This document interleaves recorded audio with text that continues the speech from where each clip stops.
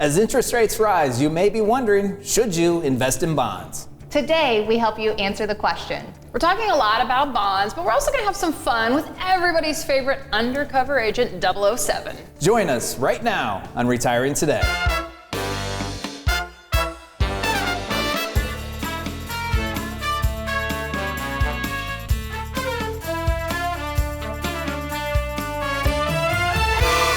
Welcome to Retiring Today. A lot of conversations right now out there about bonds. So we want to talk about them on this show, but of course, there's those bonds that you can invest in, and then there's the other bond, James Bond 007, the feature of over 27 films. So we're kind of having some fun with that today. But the two people here along with us, agents Loren Merkle and Haley Gutschenritter. Haley's an investment advisor representative. Loren is a certified financial fiduciary, a certified financial planner, and a retirement income certified professional.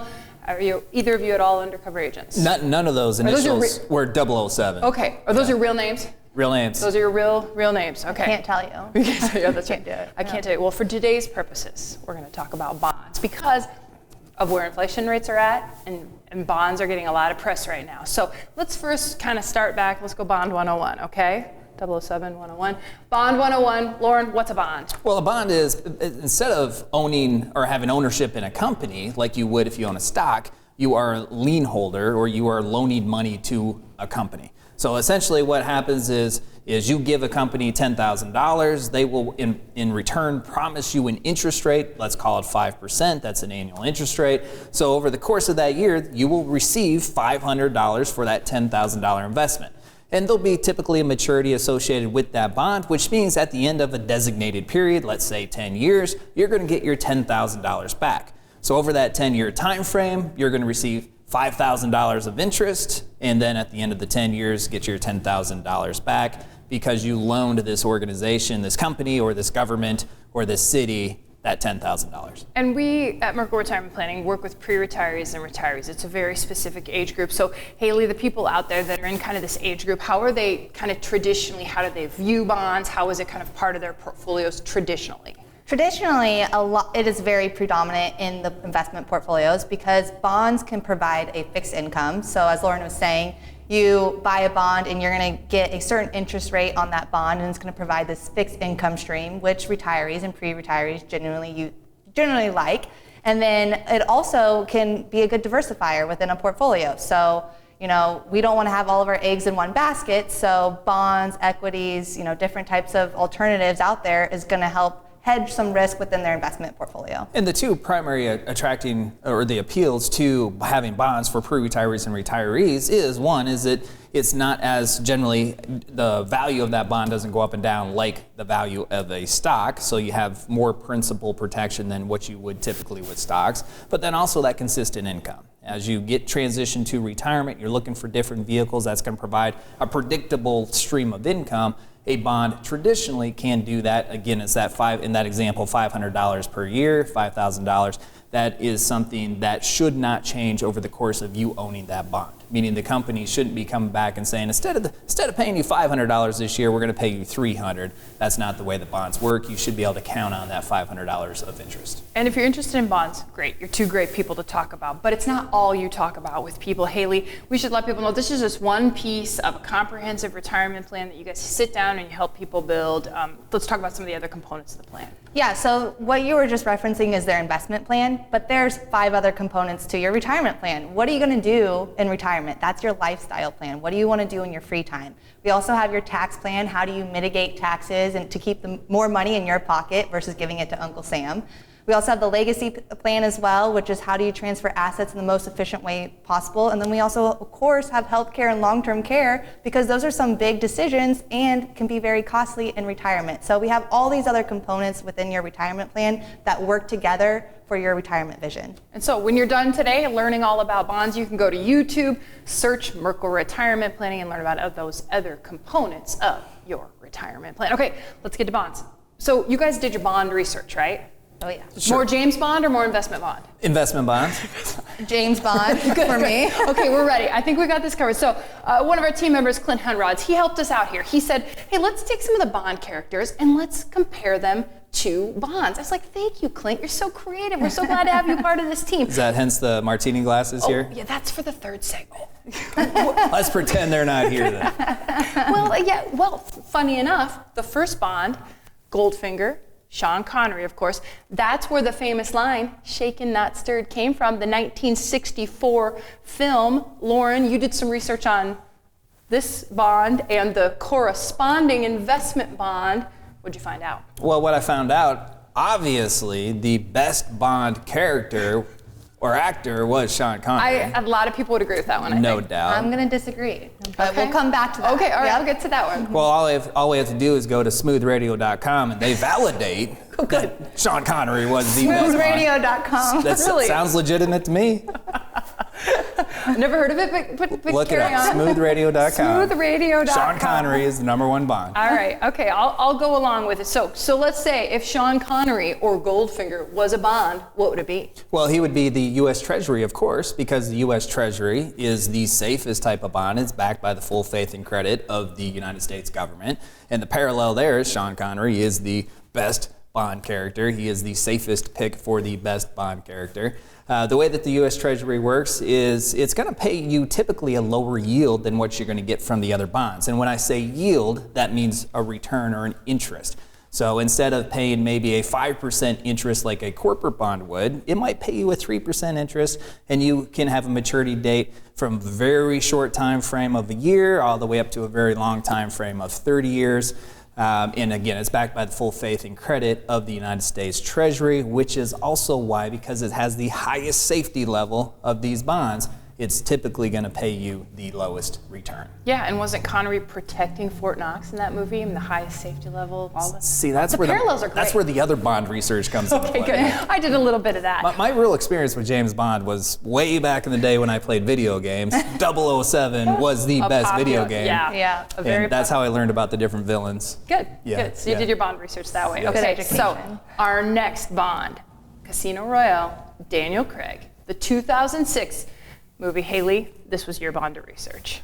So Daniel Craig is the best Bond, and the reason why is because he has this lethal type of intensity, right? We want a little danger when it comes to our James Bond. So the most correlated bond for this would be corporate bonds. Okay, do tell. And so the reason why corporate bonds, how they're different from treasury bonds, is you're taking a little risk with corporate bonds because it's not backed by the federal government. So because you're taking a little bit more risk with corporate bonds, you may get a little bit more return for that extra risk that you're going to be taking. So when companies maybe want to expand the operations, or if they need funding, they're going to issue these bonds and they're going to pay you a little bit higher interest rates, because if the company defaults, well, then they may not have to fulfill their obligations to you by paying back what they borrowed. So it's a little bit more dangerous, but if you're a risk taker in life, you're going to want to go with Daniel Craig. Hence the high-stakes poker game in that very Bond film. Exactly. Okay, our next Bond, Goldfinger, Roger Moore. Man with a gold gun, excuse me. Goldfinger, I think, is something totally different. That's a movie with Mike Myers, isn't it? Okay, Man with a golden gun, Roger Moore, 1974. What's your Bond research tell us here? Well, Lauren? this tells us that this correlates really well with municipal bonds. And the way that the municipal bond works, it's kind of, from a risk standpoint, it's kind of a hybrid between the corporate and the United States Treasury, because it is backed by the full faith and credit of whatever municipality it is. So in that case, a city, it could be a county, could be a state. It's backed by the full faith and credit of that organization. And they pay you a rate of return. They're using that money typically for projects, whether they're building streets or bridges, renovating a city or an aspect of a city.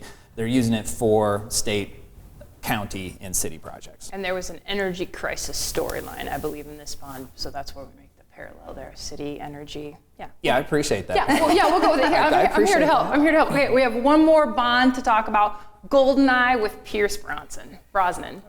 So that's a hot movie, and currently the hot topic for bonds are I bonds. So if you haven't heard of I bonds before, this is a bond that's going to pay you an interest rate that combines a fixed rate with a variable inflation rate. So right now, when inflation is high, this bond is actually paying 9.62%. And that's going to pay 9.62% for the next 6 months. And then every 6 months, they're going to reevaluate their interest rate based on where inflation is at.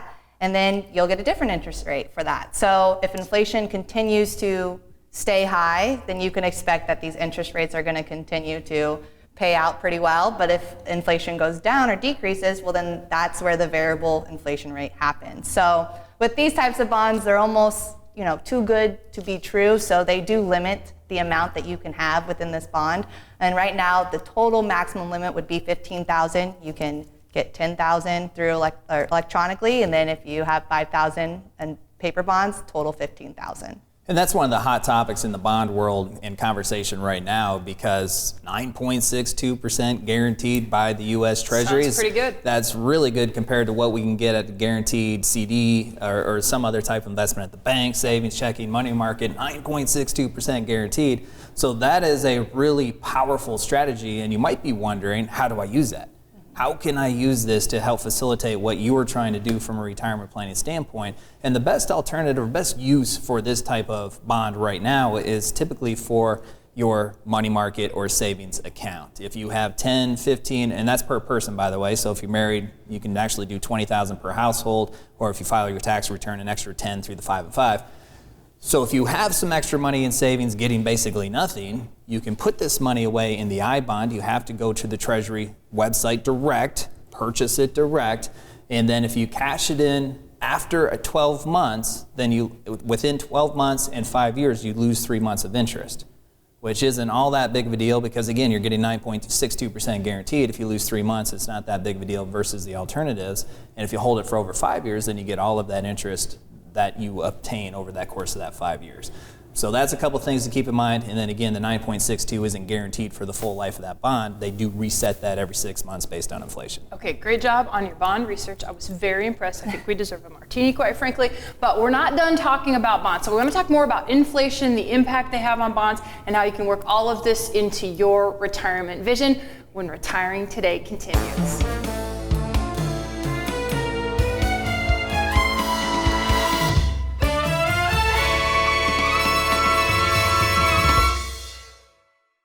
Women face a unique set of challenges as they travel to and through retirement. From investments and caretaking to increased longevity and healthcare expenses, women face it all. How do you manage these concerns and also fulfill your retirement dreams? Join us at Jasper Winery in Des Moines for a fun and informative evening on Tuesday, August 2nd at 6 o'clock p.m.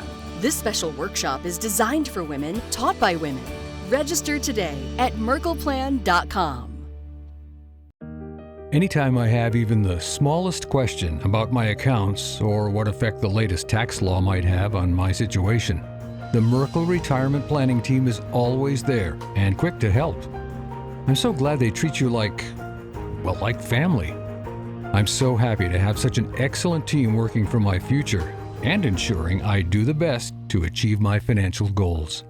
Merkle Retirement Planning. Your retirement starts here.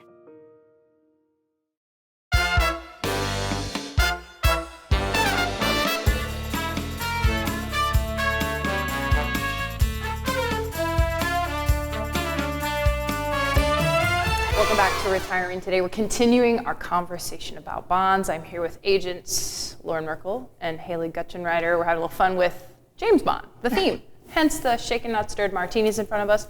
You know, none of us have sipped those yet. We're not sure if it's water or more of a mocktail situation. Either way, I'm pretty sure it's a good idea. Or a vodka. Once we're done with this, we might have to give those a taste.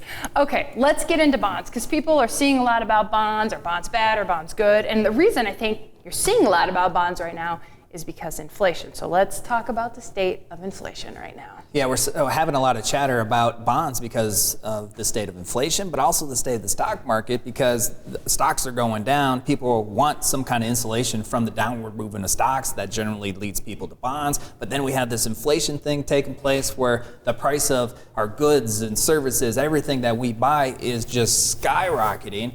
And there's a couple different ways that is related to bonds. One is bonds typically have a less return potential than stocks. So if inflation is in excess of 8%, and traditionally we would expect to get somewhere between 4 to 6% off of our bonds, well, our bonds then we would actually be losing against inflation. Our purchasing power would be a net negative. So bonds are a really interesting conversational point right now for both of those reasons. Stocks are plummeting, where else do we put our money? And inflation is skyrocketing, and bonds aren't necessarily getting the job done in a traditional environment. And then we throw in interest rate increases where people are actually losing money in bonds. It's a really interesting conversation right now. Yeah, and one reason, why we hear so much talk about interest rates increasing is to tame inflation. So it's really this vicious cycle. So inflation's very, very high. Well, one way to tame that is for the Federal Reserve to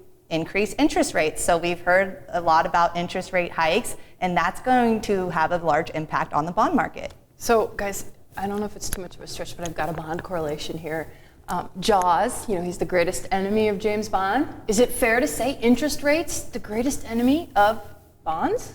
Yes, actually, it's very fair to say. In fact, I got a great example prepared for you right here to demonstrate exactly how this works. So interest rates do have a direct impact on what takes place with your bond portfolio.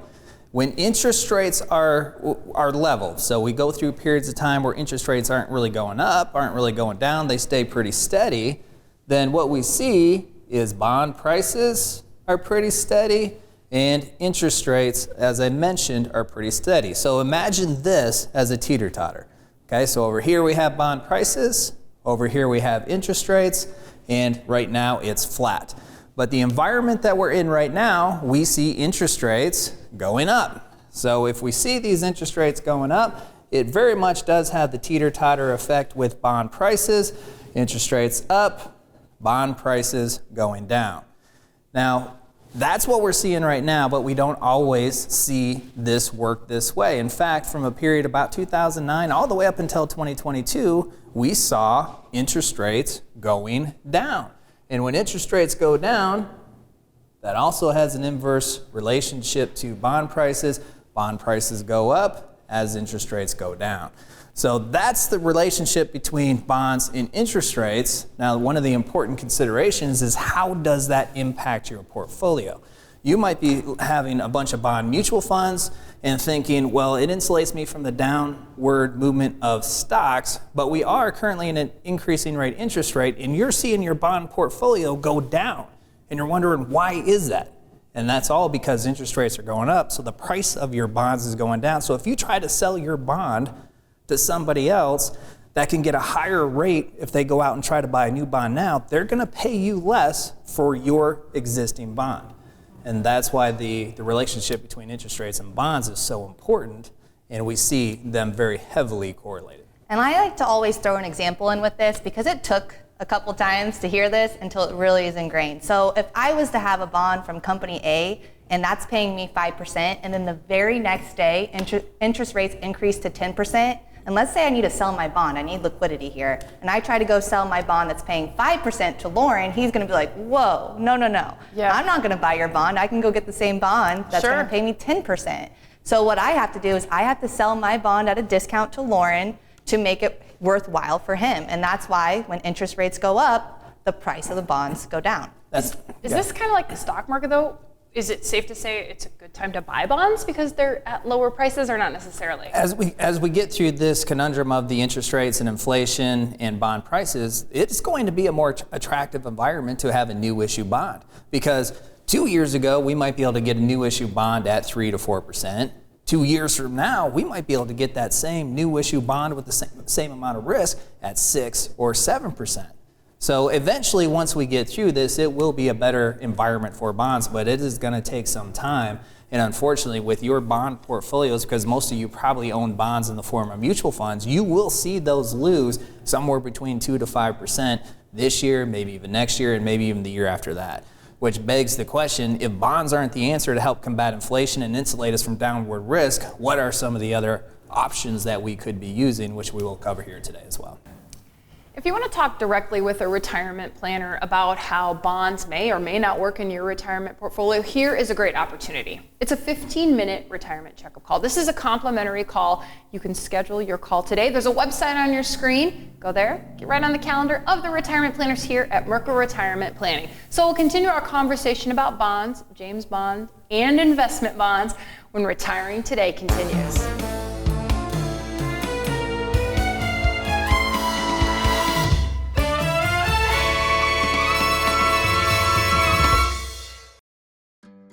The Merkle Retirement Planning Team provides personable and professional expertise unrivaled in this area. They include us in every step of the planning process. The peace of mind provided to us by the Merkle team allows us to fully enjoy this special time of our lives. Instead of feeling snakebit, we feel confident that with the Merkle Retirement Planning Team at our sides, we can navigate any challenge that comes our way. Merkle Retirement Planning. Your retirement starts here.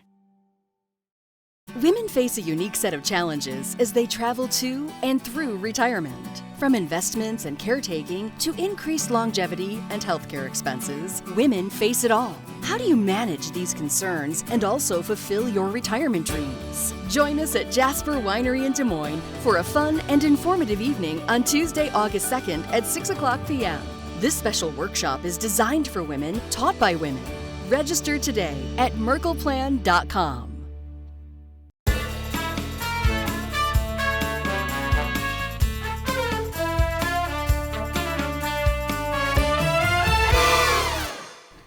Welcome back to Retiring Today, where we promised to answer the question, agents, 007.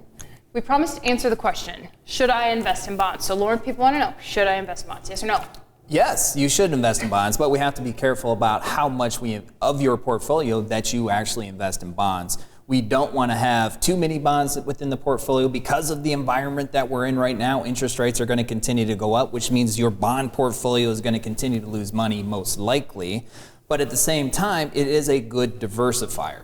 So if we have a certain percentage of your portfolio in bonds, and the percentage is going to vary based on what it is you're trying to accomplish, how much of investment assets do you have, when do we want to take income from it, the types of bonds you can invest in. So all that stuff is going to vary. We don't want to just say, hey, let's get rid of all the bonds in the portfolio because of the environment we're in, but we do want to seriously consider other options of investments outside the world of bonds to make sure that you're truly diversified and you can still have the negative correlation to the stock market and still get the income that you need. I jokingly said to you guys during the commercial break, I haven't heard either one of you say 60-40 yet. Every time bonds come up, 60-40 comes up, but you said, don't worry, we are getting there. So what do people need to know about that? Yeah, so historically the 60-40 portfolio has worked really, really well, and the reason why is because bonds and stocks have been known to be negatively correlated, and what that means is that they move in opposite directions. So when certain market events happen, they react differently, which means that bonds were a good diversifier to stocks. And was that the 60 part of the portfolio or the 40? So 60% fixed equity, 60% fixed income, 40% equity. Okay. Yep. And then what we've realized since really 2008 is that bonds and stocks have been moving much more correlated in a positive manner. So now when we see certain events, they're starting to react similar and they're not as great as a diversifier. So during 2008, the average 60-40 fixed income equity portfolio was down around 26%. And that's not really what you expected given historical performances of the 60-40 portfolio. So now we need to start getting a little bit more creative, and luckily, as we evolve, so do our investment products, and there are other investment products out there that we can add to the portfolio to provide further diversification. And that's really the good news. We know that we don't want to be a 60-40 type portfolio anymore. That's a very archaic way of investing. And due to technological advances and a lot of advances in the investment industry, there are so many different options out there that you have to create a truly diversified portfolio and get all the characteristics of a portfolio that make a recession-resistant experience or allow you to have that recession-resistant experience. And that will include a number of different types of ETFs. It'll include some commodities, maybe some precious metals, maybe a little digital in there depending upon the person. Alternatives like fixed index annuities. There's a whole bunch of alternatives that you can use to help what it is that you're trying to create from a portfolio characteristic standpoint to make sure that you have the best portfolio experience as you go to and through retirement. Speaking of going to and through retirement, it's a journey. Going through retirement is a journey, and it includes more than just investments. There's a great opportunity, Haley, for people to learn about all of the components of retirement. Yeah, so if you are 5 or 10 years out from retirement, this would be a great opportunity for you to join us, where we can teach you more about the 6 components of our Merkle retirement plan and walk you through some specific situations and help you understand what it means to build a retirement plan. We really have a lot of fun at this Journey to Retirement workshop, and we teach these different principles and different strategic opportunities based on different market environments through the lens of a hypothetical couple. So in this case, at the workshop, we take you through John and Sue's pre-retirement years, but also their retirement years. They have some very specific objectives that they're trying to accomplish, and those might mirror yours a little bit. Chances are they're probably a little bit different, but that's okay, because the strategies that John and Sue implement, you could use some of those very same strategies and take them away from the workshop and implement them almost immediately to help improve what you're trying to do from a retirement planning standpoint. Okay, so the longest James Bond film, No Time to Die, with Daniel Craig, 2 hours and 43 minutes. Journey to Retirement workshop, longer or shorter? It's shorter. Okay, and better than a James Bond film, right? Well, it's definitely more practical. I mean, you can take some of these strategies and really help what you're trying to do. The James Bond movies, they're entertaining, and they're a lot of fun, and then we get to learn about all the villains, and what is the best gadget weapon of all the James Bond movies? I don't know all the gadgets and weapons. What is it? It is the cigarette rocket launcher. Oh. Is this according to Smooth Radio? Okay. Smoothradio.com. Smoothradio.com. No, this is according to Bond. James Bond. Good. Cue the music, the iconic music, which we did not pay for the rights for because it's astronomically expensive. So just put in the James Bond theme music right here and pretend that it's playing. Also, go to the website on your screen right now. That's where you can sign up for the Journey to Retirement workshop. It's a great place to get started learning about all of the aspects of retirement. You'll be thinking about healthcare and taxes and legacy planning, investment planning, income planning, and so much more. Well, we've had some fun with this James Bond concept. I've enjoyed it. How about you guys? Yeah, it's been a lot of fun. But in the true spirit of James Bond, this martini was shaken, not stirred. All right, here we go. Cheers. Cheers.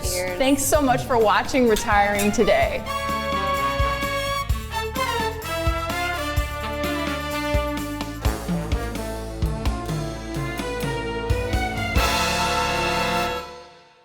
Women face a unique set of challenges as they travel to and through retirement. From investments and caretaking to increased longevity and healthcare expenses, women face it all. How do you manage these concerns and also fulfill your retirement dreams? Join us at Jasper Winery in Des Moines for a fun and informative evening on Tuesday, August 2nd at 6 o'clock p.m.